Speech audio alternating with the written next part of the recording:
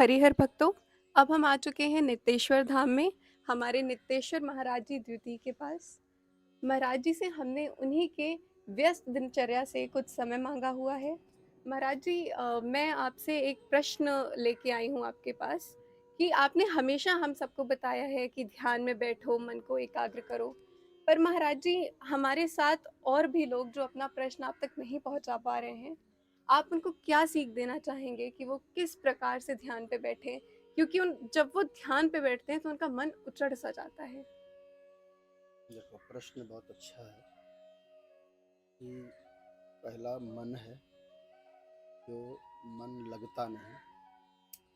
तो पहले हमें मन लगाना सीखना चाहिए, फिर ध्यान लगाने की क्रिया आसान हो जाती है। तो मन लगेगा हमारा अभ्यास से।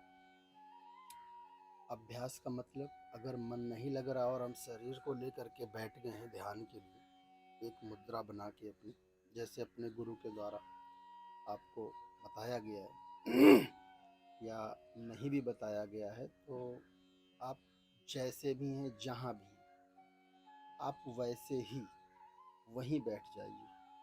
और ध्यान तो कहीं भी लग सकता है और कैसे भी लग सकता है।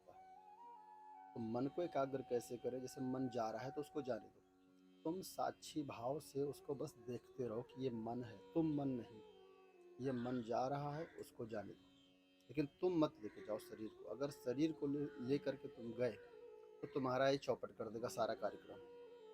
इसलिए शरीर को नहीं ले जाना। मन जाता है, जान दे, थिर रख, थिर कर राख शरीर।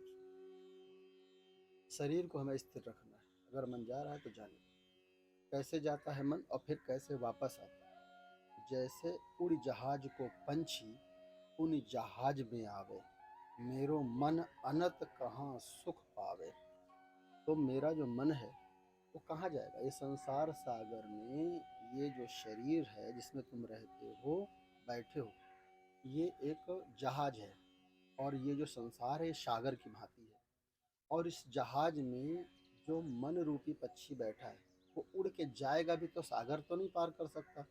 सागर पार करने के लिए इस शरीर को भी लेके चलना होगा, तब सागर पार हो सकता है। तो मन जाता है, जाने दे, थिर कर राख शरीर। कि मन अगर जाता है तो जाने दो, लेकिन शरीर को स्थिर रखना है। क्योंकि शरीर ये जो है, मानव जीवन में तुम प्रवेश हो, तो इस शरीर से ही तुम्हारी मुक्ति संभव है। तो तुम जीते जी नहीं अपनी मुक्ति का अनुभव कर सकते हो, तो मरने के बाद किसकी चिट्ठी और टेलीग्राम आते हैं कि मैं नरक में हूँ, कि स्वर्ग में हूँ, कि कौन सा भोग भोग रहा हूँ, या मैं क्या कर रहा हूँ, इत्यादि इत्यादि बहुत सारी चीज़ें हैं। तो मन को हमें अभ्यास से वश में करना है, कि मन को मारा नहीं जा सकता, मन को वश में किया जा सकता है अभ्यास ही। चा कौनते गृहस्थ चार गुना।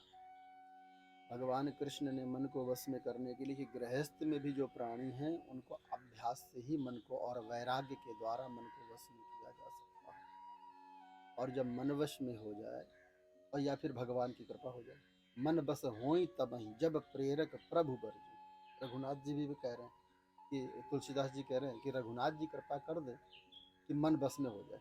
तो भगवान ही जब प्रेरक के रूप में साधक के पास खड़े हो जाएंगे हृदय देश में उतर के, तो भी मन बस में हो जाएगा। अब रही बात कि मन को ध्यान में लगाना, तो ध्यान की लगाने की दो संतों ने बड़ी हम समाज को बहुत अच्छी सीख दी है। एक संत हमारे पश्चिमी भारत में हुए हैं, जो अब हमारे देश का हिस्सा नहीं है, जिसको पाकिस्तान कहते हैं। वहाँ एक संत हुए हैं बुल्ले शाह जी महाराज, जो श्री गुरु नानक देव जी से थोड़ा उम्र में बड़े थे, श्रेष्ठ थे। तो उनसे गुरु नानक देव जी पूछ रहे हैं कि बुल्ले शाह जी महाराज, आप कृपा करो और ये बताओ कि हमारा ध्यान नहीं लग रहा, ध्यान कैसे लगाना चाहिए, ध्यान कैसे लगे। तो बुल्ले शाह जी, धान देखा होगा आपने, धान लगाया जाता है, तो वो धान को उखाड़ रहे थे ऐसे पकड़ पकड़ के। और धान को एक स्थान से उठा के दूसरे स्थान में गाड़ दिया जाता है, उसको धान लगाना कहते हैं। एक जगह बेल बोई जाती है, पहले जानते हो गांव में सब होता है। तो उस बेल को उखाड़ा जाता है, फिर ऐसे गड़िया बांध दी जाती है, गड़िया को फेंक दिया जाता है, फिर लेबर आती है उस गड़िया को उठा करके वहाँ दूसरे खेत में रोप देती है। ध्यान लग जाता है। तो उन्होंने बड़े सहज भाव से कह दिया कि ध्यान लगाना कोई बड़ा मुश्किल काम नहीं, जैसे धान लगता है वैसे ही ध्यान लगता है। तो बोले ऐसे कैसे? बोले आप जहाँ ध्यान लगाना चाहते हो और जहाँ आपका ध्यान लगा हुआ है, आप वहाँ से ध्यान को उखाड़िए यानी हटाइए और जहाँ ध्यान लगाना चाहते हैं वहाँ लगा दीजिए। लगाना आपको ही पड़ेगा। आपका ध्यान हम नहीं लगा सकते, हम हमारा ध्यान लगा सकते हैं, आप ध्यान अपना लगा सकते हैं। तो जहाँ पे मन लगा है, अब आपका मन कहाँ लगा है? सांसारिक व्यक्ति अगर है तो पत्नी है तो पति पर मन अगर उसका आसक्त है, या पति है तो पत्नी पर मन आसक्त है, तो पत्नी का ही ध्यान करे बैठ के पहले, कि पहले हम उससे तृप्त हो जाएं। जिसका हम ध्यान कर रहे हैं, रात दिन हमारे ध्यान में रहता है, तो पहले हम ध्यान लगाना उसी से सीख लें।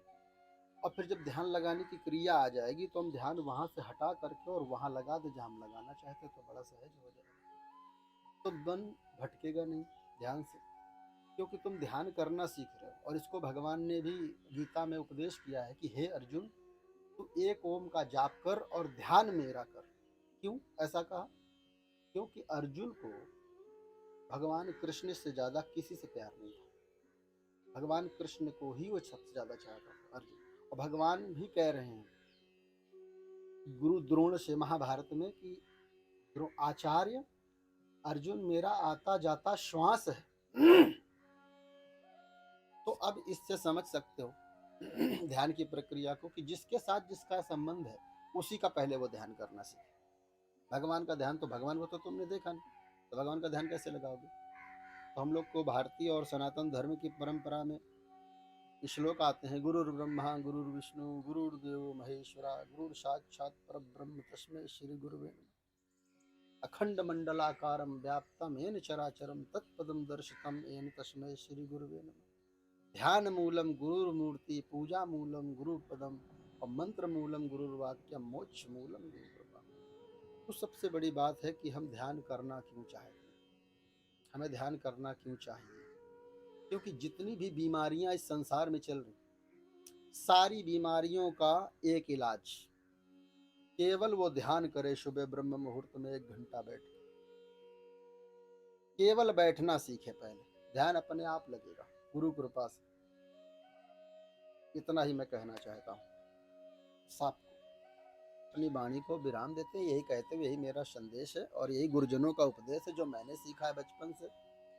मैं 5 वर्ष की आयु से, मैंने जहाँ मेरा जन्म हुआ मैंने वहाँ भी मैं सीखता रहा और करता कराता रहा, क्योंकि हमारा ऐसा माहौल था ही जिस घर में मेरा जन्म हुआ था।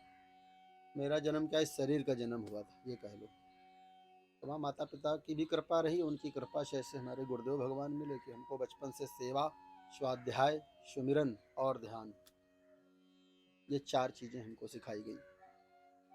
और इन्हीं 4 से अगर आपको कोई अच्छी लगती है, एक पकड़ लो, समाज की सेवा पकड़ लो, या स्वयं का ध्यान करना सीख लो, या स्वाध्याय करना सीख लो, या सुमिरन करना सीख लो, आप पास हो जाएंगे। जिस भी क्षेत्र में चाहेंगे आप पास होंगे। यही मेरा संदेश है, खास करके युवा पीढ़ी को। इसके बाद हम अपनी वाणी को विराम देते हैं। सर्वे भवन्तु सुखिनः, सर्वे सन्तु निरामया, सर्वे भद्राणि पश्यन्तु, माँ काचित् दुःख भाग् भवेत्। ओम हरिहर, ओम नित्येश्वराय नमः। नित्येश्वर भगवान की जय, नित्येश्वर धाम की जय।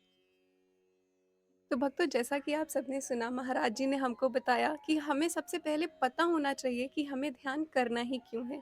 उसके बाद हम ध्यान, हमें ये नहीं बोला जा रहा है कि हम ध्यान में लीन हो जाएं, बल्कि सबसे पहले हम अपने शरीर को नियंत्रण कर अभ्यास करने की कोशिश करें। हम बैठें, हम अपना ध्यान वहाँ लगाएं जहाँ हम ध्यान लगाना चाहते हैं, जिससे हम प्रेम करते हैं।